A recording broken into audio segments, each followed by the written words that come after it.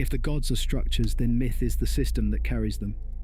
Not as fiction, not as fantasy, not as decorative storytelling invented to explain thunder, death, harvest, stars, or fear, but as memory. A form of memory encoded deeply enough to survive when the original system has collapsed. Within the framework of the secret teachings of all ages, myth is not treated as a childish attempt to explain reality before science arrived. That is the modern reduction. It is clean, it is convenient, and it misses almost everything. Because myth does not function like a bad scientific theory. It functions like a symbolic archive. It preserves relationships.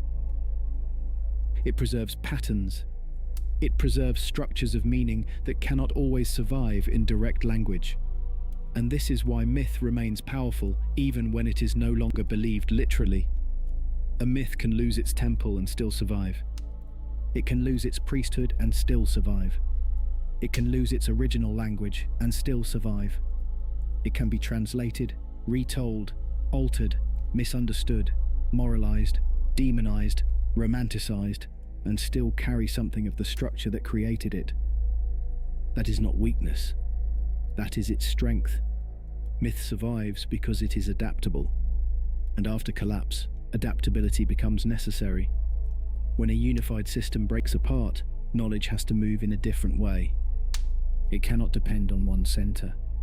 It cannot depend on one school. It cannot depend on one complete chain of transmission. It must become distributed. And narrative is one of the most effective ways to distribute meaning. A story can travel.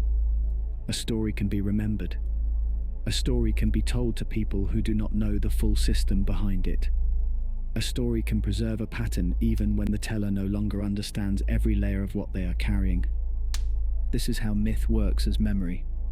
Not perfect memory, not literal memory, but structural memory.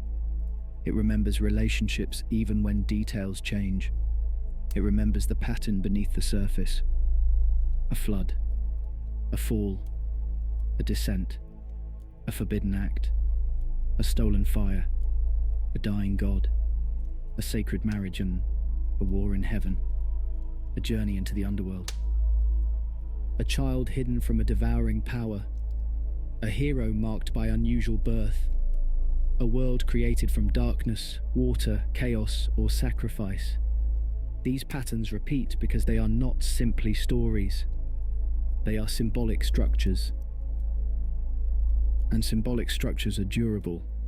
They can survive enormous changes in culture because they operate at a level deeper than surface detail. The names change. The landscape changes. The moral emphasis changes. But the pattern remains recognizable. This is why myths from different cultures can feel strangely related, even when they are not identical. They may not share the same characters. They may not share the same theology. They may not share the same ritual context. But they often share structural movement. Something begins in unity. Something divides. A transgression occurs. A descent follows. A trial must be endured. A hidden truth is revealed. A form dies. Another returns. A world is renewed, or a warning is preserved. This is not random. Myth is patterned because memory is patterned. And within an esoteric reading, those patterns are not merely psychological. They are also historical in a symbolic sense. Not history as dates and documents. Not history as a literal timeline. But history as remembered structure. The memory of changes in consciousness. The memory of lost systems. The memory of catastrophes that become moral, spiritual, and cosmic images because direct records cannot hold them anymore. This is where myth becomes difficult for the modern mind. Because the modern mind wants to separate things cleanly. History over here. Fiction over there. Religion somewhere else. Psychology somewhere else again. But myth does not respect those divisions. Myth can be historical without being literal. It can be symbolic without being false. It can encode memory without functioning like a modern record. And if you approach it with the wrong expectation, you miss its purpose. If you ask myth to behave like journalism, it fails. If you ask it to behave like science, it fails. If you ask it to behave like entertainment, it becomes shallow. But if you approach it as encoded structure, it begins to open. The flood is not only a flood, it is the overwhelming of a world, the destruction of a previous order, the cleansing or erasure of a civilization, the return of chaos, the need to preserve a seed through catastrophe. The descent into the underworld is not only a journey after death, it is confrontation with the hidden, the movement into darkness, the necessary passage through dissolution before transformation. The stolen fire is not only theft, it is the acquisition of forbidden knowledge, the transfer of power from divine order into human hands, the danger of illumination before wisdom. These stories survive because they carry more than one meaning. They are not fragile. They can hold layers. And this is exactly what makes them powerful as vehicles of preservation. After collapse, direct transmission becomes unstable. So knowledge hides itself in forms that can endure being misunderstood. That matters. A myth can be misunderstood and still survive. A doctrine often cannot. A technical system can disappear if the chain of explanation breaks. But a myth can continue even when its deeper meaning is no longer fully understood. Children can hear it. Poets can reshape it. Priests can ritualize it. Kings can use it. Artists can paint it. Philosophers can interpret it. Entire cultures can build identity around it. And through all of that, the pattern can remain, not untouched, but alive. This is why myth is not a lower form of knowledge. It is a different method of preservation, a living container. And like all living containers, it changes as it moves. This is also where distortion enters, because the same adaptability that allows myth to survive also allows it to drift. A symbolic pattern can become literalized. A cosmic process can become a moral fable. A memory of structure can become a simple story of heroes and villains. A god who once represented a complex function can become a personality. A descent that once represented transformation can become a place people fear.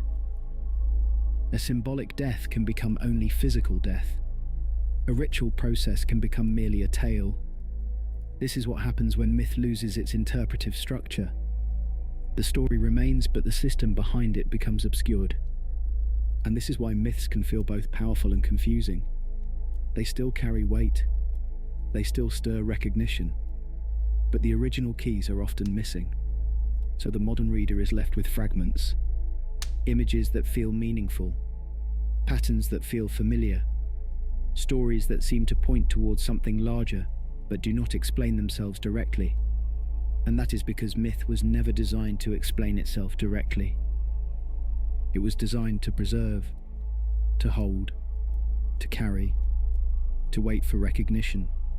This is why the same myth can reveal different layers at different stages of understanding. At one level, it is a story. At another, it is a moral lesson. At another, it is a psychological map. At another, it is a cosmological structure. At another, it is a record of initiation. At another, it is a fragment of encoded history. None of these layers necessarily cancels the others. They can coexist. That is the point. Myth is not linear. It is layered. And this connects directly to the symbolic language we explored earlier in the series. A word tends to move toward definition. A symbol moves toward relationship. A myth is a sequence of symbols arranged in narrative form. It is symbolic language in motion. This is why myth is so often built around repeated images. The mountain, the tree, the serpent, the flood, the cave, the gate, the child, the twin, the mirror, the wound, the crown, the descent, the return. These are not accidental decorations. They are symbolic anchors. They allow the narrative to carry deeper structures without spelling them out. And when those anchors repeat across traditions, they create a map. Not a perfect map, not a simple map, but a map of recurring human and cosmic patterns. This is how myth becomes memory. It remembers through repetition, it stores through image, it transmits through story, and it protects through ambiguity. That ambiguity is important, because if the meaning were too direct, it could be destroyed more easily. A direct teaching can be banned, a doctrine can be rewritten, a school can be closed, a temple can be burned, but a story can slip through. It can disguise itself. It can survive as folklore. It can become legend. It can become poetry. It can be dismissed as fantasy while still carrying structure beneath the surface. This is one of myth's deepest powers. It can hide in plain sight. Not because it is trying to deceive, but because symbolic memory does not require full conscious understanding to continue moving. A culture may preserve a myth long after forgetting why it mattered, but the myth remains available. The pattern remains intact enough to be rediscovered. This is where myth becomes not only preservation, but reconstruction. Because once the pattern is recognized, the fragments begin to connect. The flood in one tradition can be compared with the flood in another. The descent of one goddess can be compared with the descent of a hero elsewhere.